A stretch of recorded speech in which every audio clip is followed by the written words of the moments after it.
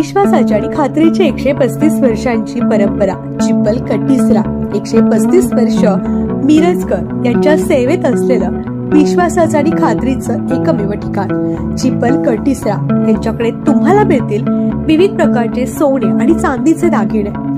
तर आजच तुमच्या फॅमिली सोबत येथे अवश्य भेट द्या आणि मिळवा सोन्याच्या दागिन्यांच्या मजुरीत 50% सूट। पत्ता मिरज सरापट्टा मिरज। Mobile number 9975802010।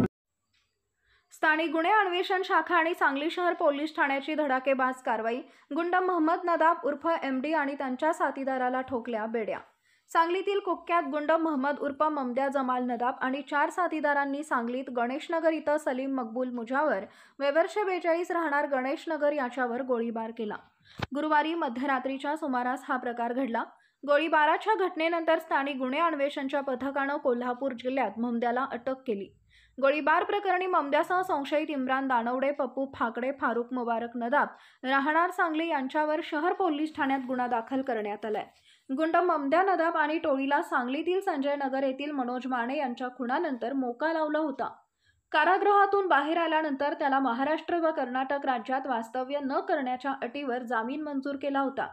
त्यानंतर गत वर्षी त्याला गोवा इथं सोडलं होतं, तरीही सांगली जिल्ह्यात त्याच्या टोळीच्या कारवाया सुरू होत्या।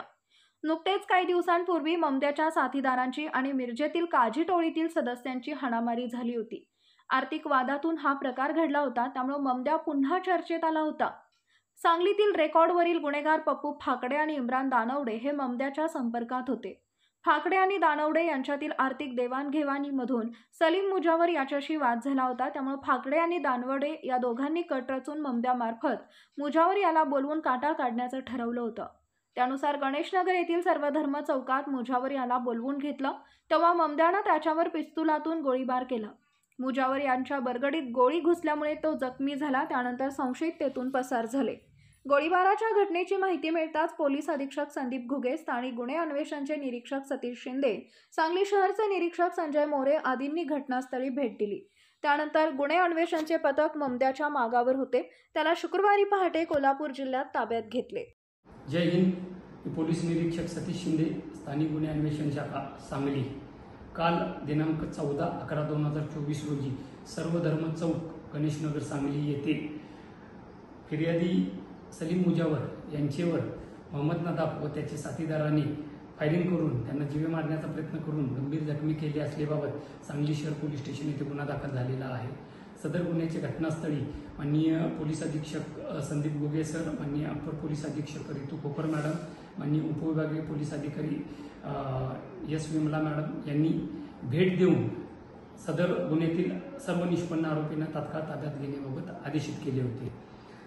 आमची वेगवेगळी पथके तयार करून LCB व सांगली शहर पोलीस ठाणे यांची वेगवेगळी पथके हद्दीत वर्कआउट करत असताना मिळालेल्या माहितीनुसार येथील मुख्य आरोपी हा दानोळी तालुका शिरोळ येथे असल्याची माहिती मिळाल्याने तात्काळ आमची टीम तिथे जाऊन त्यास ताब्यात घेण्यात आलेले आहे।